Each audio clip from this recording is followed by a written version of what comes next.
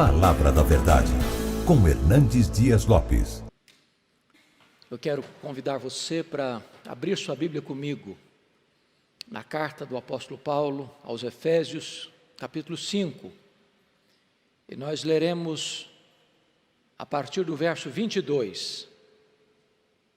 Efésios, capítulo 5, a partir do verso 22 até o versículo 33. O apóstolo Paulo diz assim: as mulheres sejam submissas ao seu próprio marido, como ao Senhor. Porque o marido é o cabeça da mulher, como também Cristo é o cabeça da igreja, sendo este mesmo Salvador do corpo. Como, porém, a igreja está sujeita a Cristo, assim também as mulheres sejam em tudo submissas ao seu marido.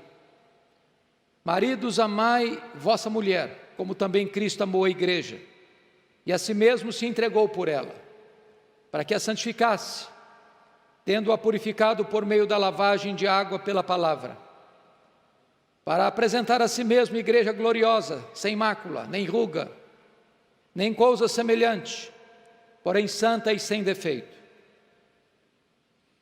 Assim também os maridos devem amar a sua mulher como ao próprio corpo. Quem ama a sua esposa, ou quem ama a esposa, a si mesmo se ama. Porque ninguém jamais odiou a própria carne, antes a alimenta e dela cuida. Como também Cristo faz com a igreja, porque somos membros do seu corpo. Eis porque deixará o homem a seu pai e a sua mãe, e se unirá à sua mulher, se tornarão os dois uma só carne. Grande é este mistério, mas eu me refiro a Cristo e à igreja.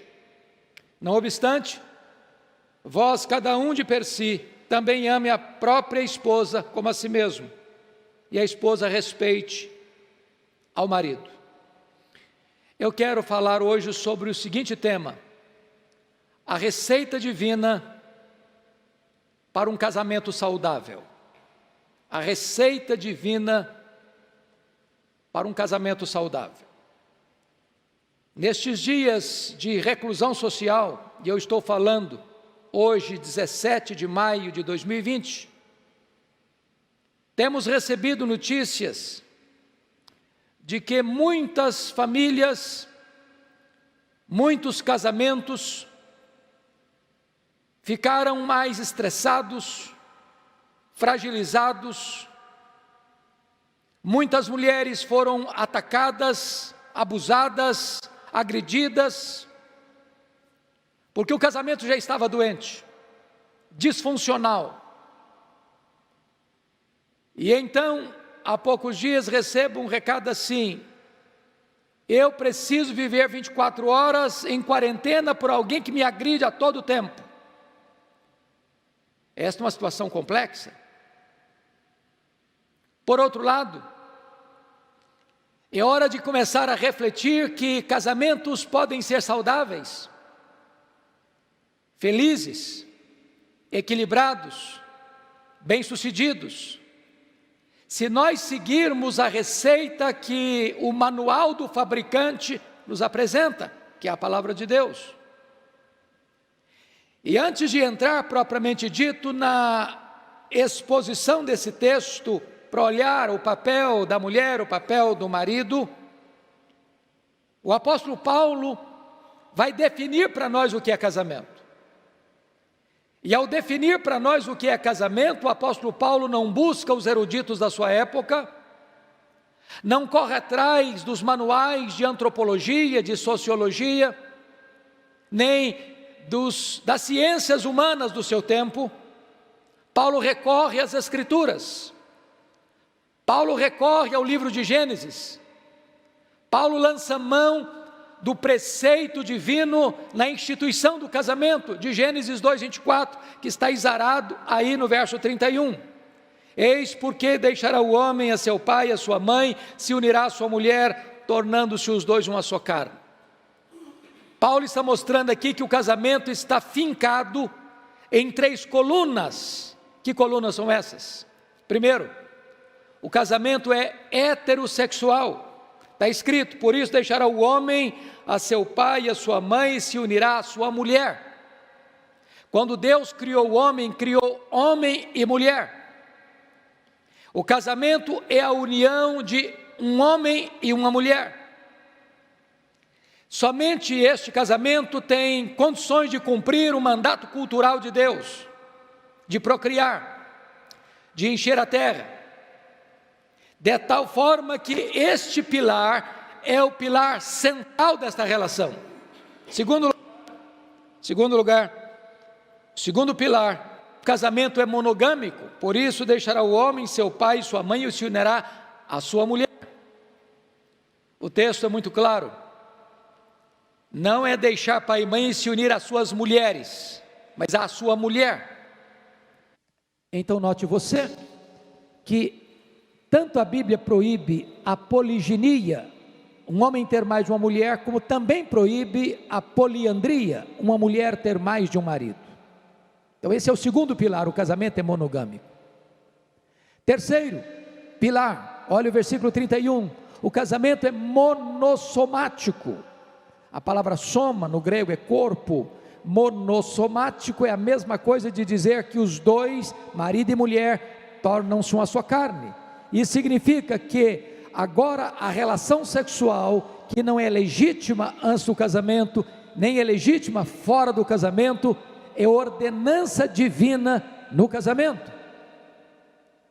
Então Paulo põe esses três pilares para dizer o que é casamento. Agora, qual é a receita divina para um casamento feliz, equilibrado, estável, bem-sucedido?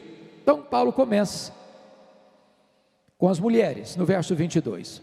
As mulheres sejam submissas ao seu próprio marido, como ao Senhor. Bom, a primeira coisa que eu quero dizer aqui é que esta palavra submissão parece que virou uma palavra estranha, que traz na sua esteira muita revolta, em algumas pessoas até urticária, porque essa palavra foi desfigurada, distorcida, tirada do seu contexto. E se existe um hobby que o diabo tem, é esvaziar ou distorcer o significado das palavras mais importantes do cristianismo. Eu lhe dou um exemplo.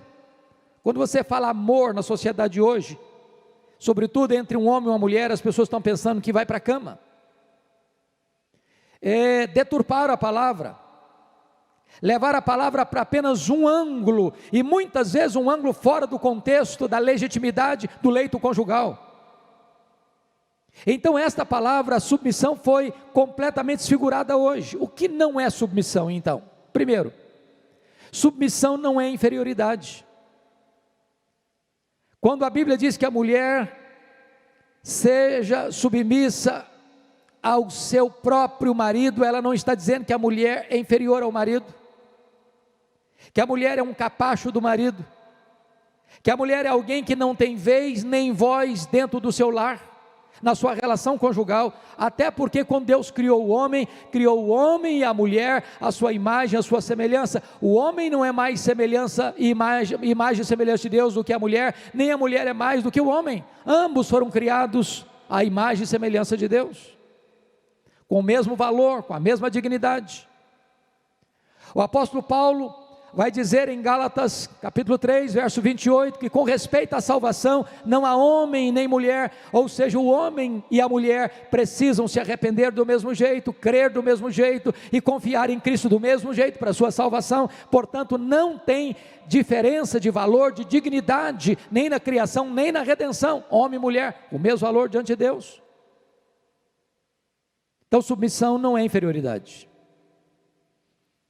Segundo lugar, submissão não é submissão de gênero. Não é que o gênero feminino deve ser submisso ao gênero masculino, não é isso que Paulo está ensinando. Por isso Paulo diz assim: as mulheres sejam submissas ao seu próprio marido. Não é a mulher ser submissa a outro homem. Nenhum homem tem o direito de se aproximar da sua mulher e requerer dela submissão. Não é uma submissão de gênero. É uma relação funcional dentro do casamento. Porque Deus é Deus de ordem. E Ele estabeleceu ordem e funções diferentes, papéis diferentes dentro do lar. E nessa conjuntura de funcionamento equilibrado do lar, a mulher é submissa ao seu próprio marido. Mas o que é submissão? Olhe comigo o versículo 23. Porque o marido é o cabeça da mulher, como também Cristo é o cabeça da igreja, sendo este mesmo o salvador do corpo. Bom, o que significa que o marido é o cabeça da sua mulher? Significa que ele é um ditador? Significa que ele dá ordens e a mulher cumpre as ordens sem saber porquê nem como, sem ter direito, nem vez e nem voz para expressar-se? Significa que sendo o homem cabeça, a mulher é inferior a ele? E a resposta é um sonoro não. Por quê? Se você conferir comigo em 1 Coríntios capítulo 11, versículo 3, Paulo explica bem isso. Paulo diz assim: quer entretanto que saibais ser Cristo o cabeça de todo homem, e o homem o cabeça da mulher, e Deus o cabeça de Cristo. Bom, você e eu cremos na doutrina da Trindade. Você e eu cremos que o Deus Pai e o Deus Filho têm a mesma essência, são da mesma substância, têm os mesmos atributos, realizam as mesmas obras. Portanto, se Deus é o cabeça de Cristo, não pode significar cabeça que um é maior que o outro, que um é superior ao outro. Mas dentro da economia da Trindade, assim como dentro da economia da relação familiar, Deus colocou Cristo como cabeça do homem, Deus colocou o homem como cabeça da mulher, como Deus o Pai é o cabeça de Cristo, Deus o Filho. É uma questão de funcionalidade e não de superioridade. Mas notem comigo ainda, o que é submissão? Longe da submissão ser uma ideia de escravizar a mulher, de limitar a mulher, de tornar a mulher um ser oprimido, é a sua liberdade, é a sua segurança, é a sua felicidade. E o texto explica por quê. Veja comigo, verso 24. Como, porém, a igreja está sujeita a Cristo, assim também as mulheres sejam em tudo submissas ao seu marido. A pergunta que eu faço a você é esta: quando é que a igreja é mais feliz? Quando é que a igreja é mais livre? Quando é que a igreja tem maior qualidade de vida? É quando ela se rebela contra Cristo ou quando ela é submissa a Cristo? Uma igreja submissa a Cristo, ela é subjugada, infeliz, oprimida, ou esta igreja é feliz e livre e plena de vida? Se Paulo faz esta comparação, ele está mostrando para nós que a submissão da mulher não tira dela a sua liberdade, não tira dela a sua felicidade, não tira dela o seu significado maiúsculo de vida. É uma questão funcional dentro do lar.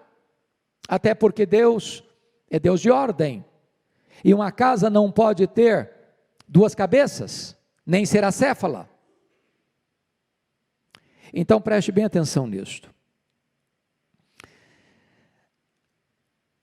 O marido é o cabeça da mulher, como também Cristo é o cabeça da igreja. A igreja é submissa ao marido, como a igreja é submissa a Cristo. Pense comigo nesse particular. Nenhuma mulher é feliz se ela manda no marido. Nenhuma mulher é feliz por mandar no marido. E nenhum marido é feliz sendo mandado pela mulher. A mulher que tenta mandar no marido, daqui a pouco ela vai desprezá-lo. O marido que é mandado pela mulher também vai se sentir um ser completamente fora do projeto para o qual Deus o constituiu. Deus é Deus de ordem, Deus é Deus sábio, e Ele que criou o homem e a mulher, e Ele que instituiu o casamento, tem a receita para um casamento saudável, e esta é a receita de Deus. Bom, talvez você pense, bom, mas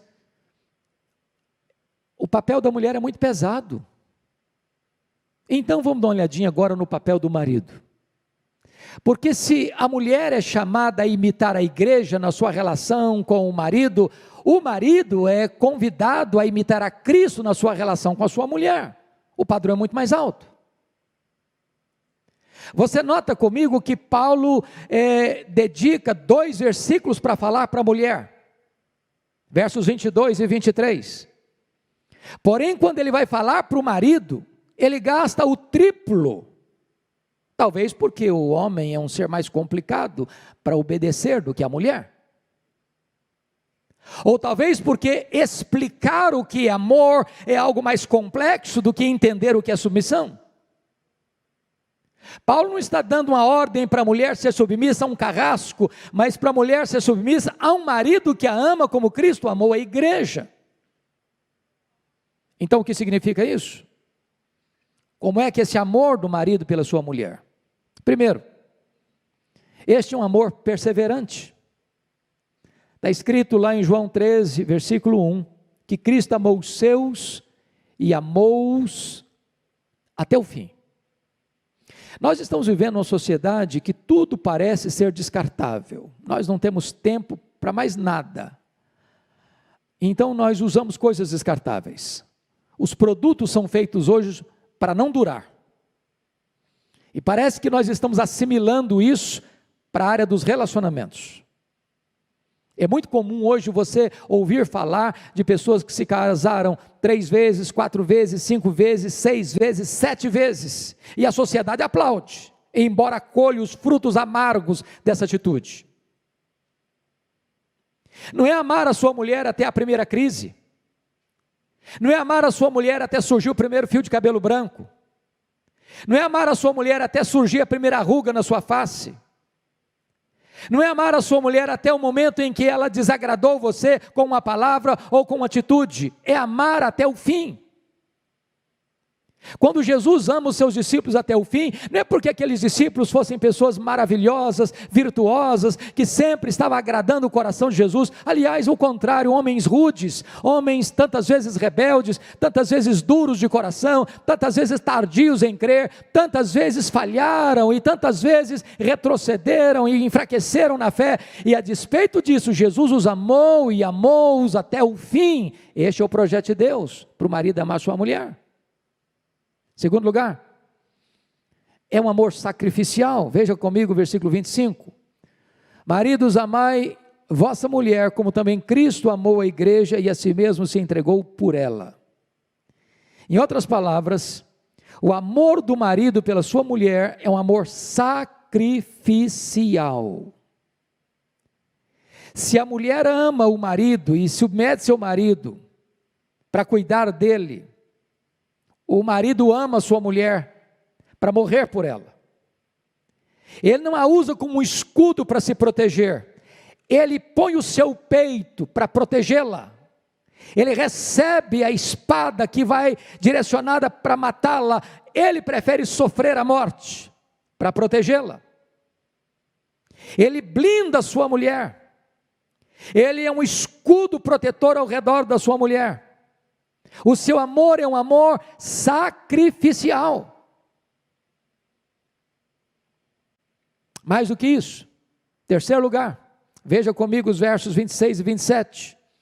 O amor do marido, além de perseverante e sacrificial, é um amor santificador, para apresentar a si mesmo igreja gloriosa, sem mancha, sem mácula, nem ruga, nem coisa semelhante, porém santa e sem defeito. Assim também os maridos devem amar a sua mulher como ao próprio corpo. Quem ama a sua mulher a si mesmo se ama. O que Paulo está dizendo é o seguinte: o amor do marido à sua mulher tem que ser um amor santificador. E o que significa isso?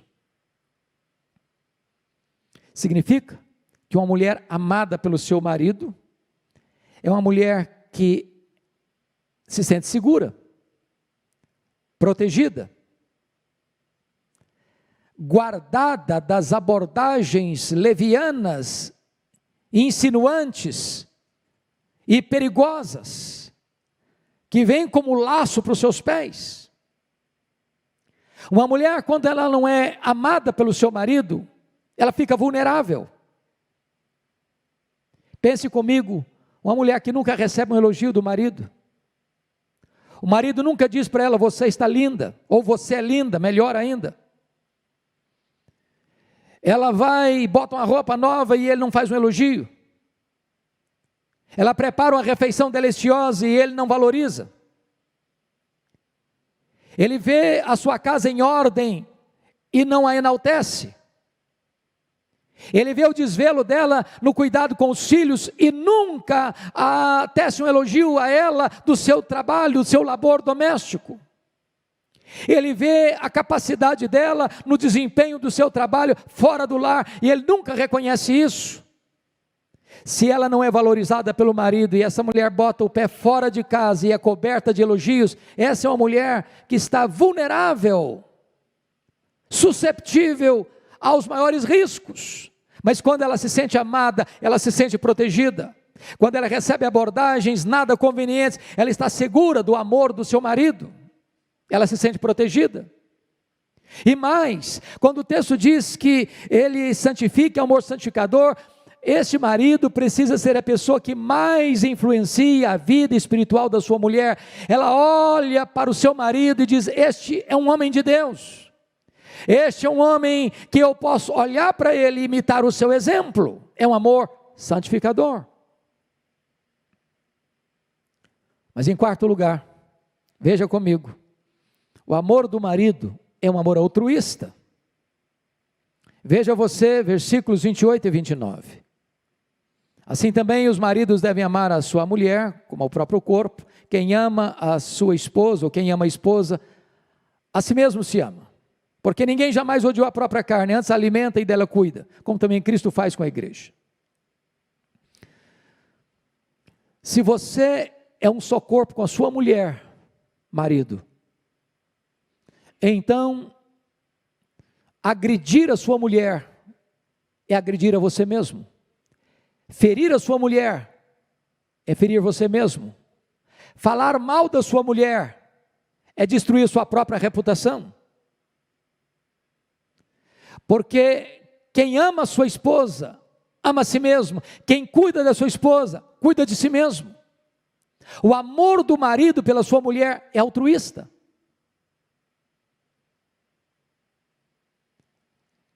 É hora de você repensar um pouco.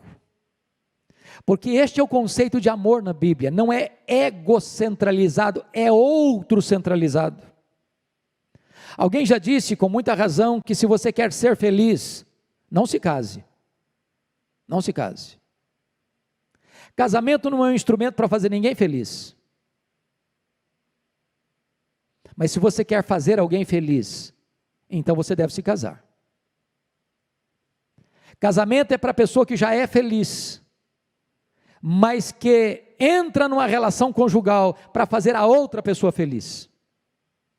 Quem quer que na vida conjugal tudo gira em torno dele, o mundo gira em torno dele, da vontade dele, do gosto dele, da preferência dele, e acha que o outro vai ter que servi-lo sempre, em qualquer circunstância, em qualquer momento, não entendeu o que é amor.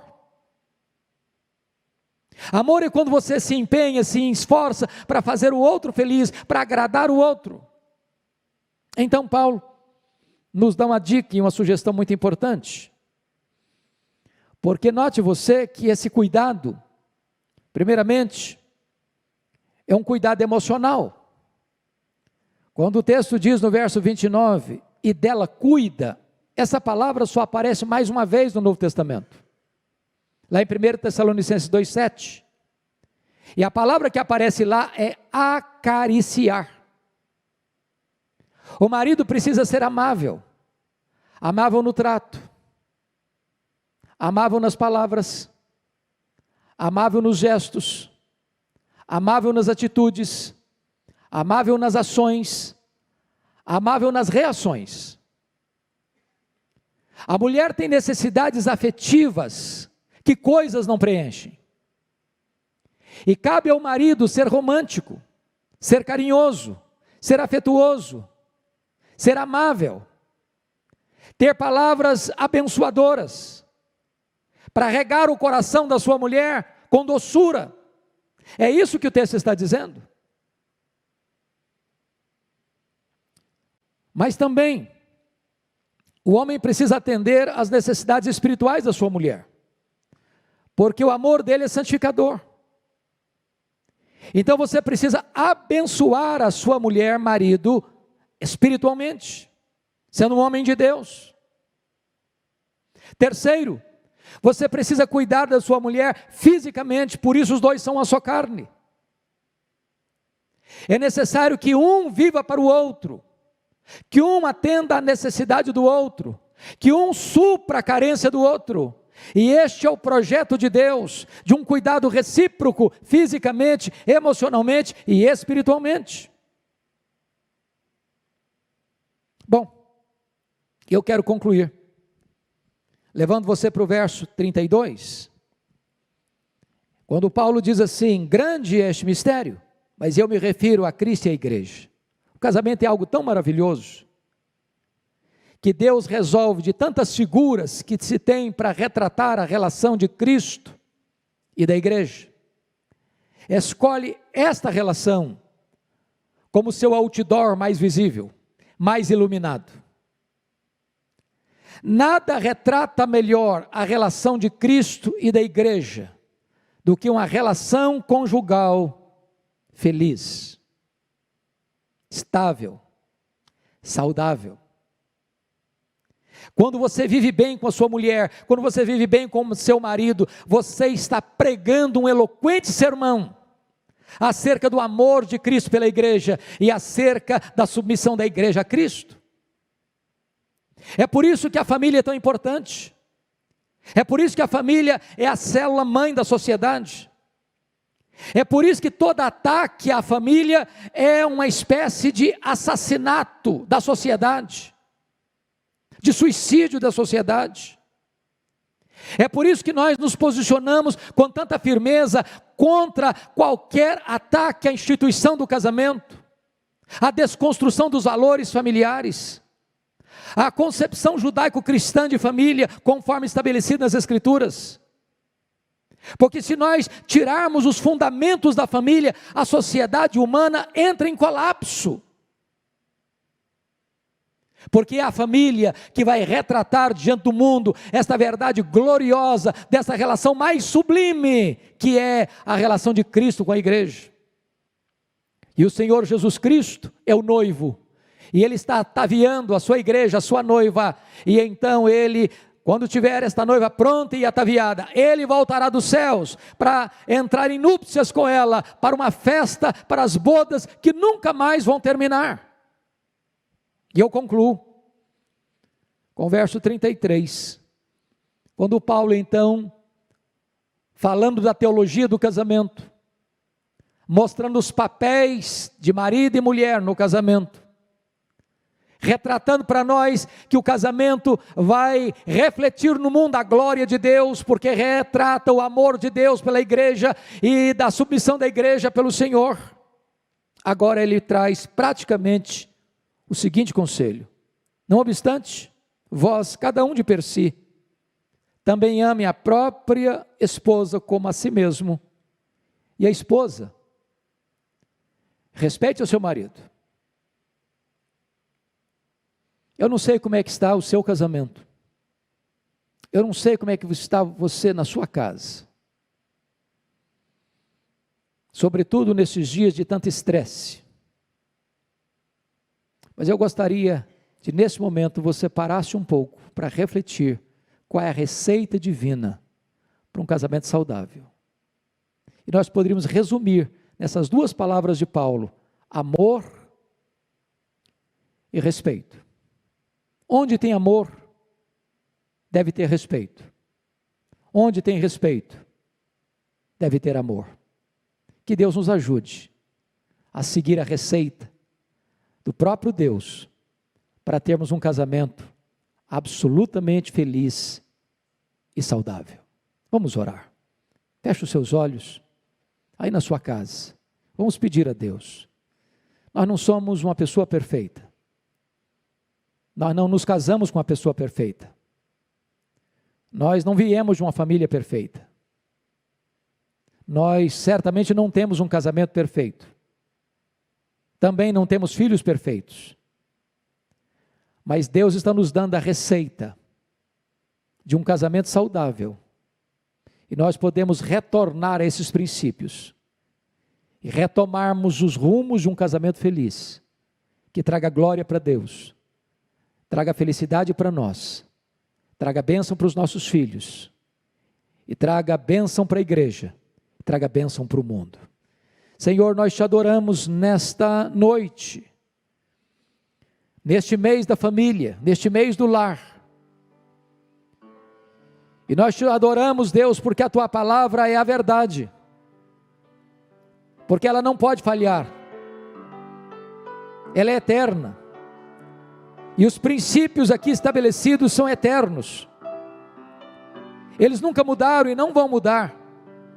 Bendito é o teu nome, porque tu nos dás uma receita clara, cristalina, fiel, para seguirmos. Ajuda-nos a sermos humildes, ter um coração quebrantado, e termos a disposição, Deus, de revermos nossa vida, revermos nossos valores, revermos nossos caminhos, revermos nossas palavras, revermos nossas atitudes, para que a paz, para que a alegria, para que a felicidade retorne ao nosso lar. Oh meu Deus, guarda a nossa casa, guarda a nossa família, abençoa, meu Deus, as famílias que estão agora nos acompanhando, põe a tua bênção. Se há algum casal, Senhor, passando por uma crise, passando por uma dificuldade, meu Deus, põe a tua bênção sobre esse casal, traz arrependimento, traz quebrantamento, traz mudança, Senhor, restaura este casamento. Se há algum, meu Deus, que já desistiu, que já jogou a toalha, meu Deus, dá uma disposição de recomeço, porque a vida cristã é uma contínua forma de recomeçar e recomeçar e recomeçar, porque tu és o Deus rico em perdoar e tem prazer na misericórdia. Põe a tua bênção sobre as famílias, Senhor, restaura os casamentos, reaviva as famílias, e renova o amor no coração do marido pela sua mulher, e da mulher pelo seu marido, e que assim traga glória para o teu nome, e bênção para o marido, para a esposa e para os filhos.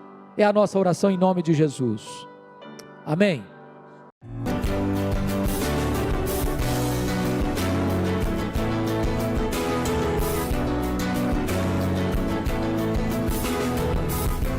Palavra da Verdade, com Hernandes Dias Lopes.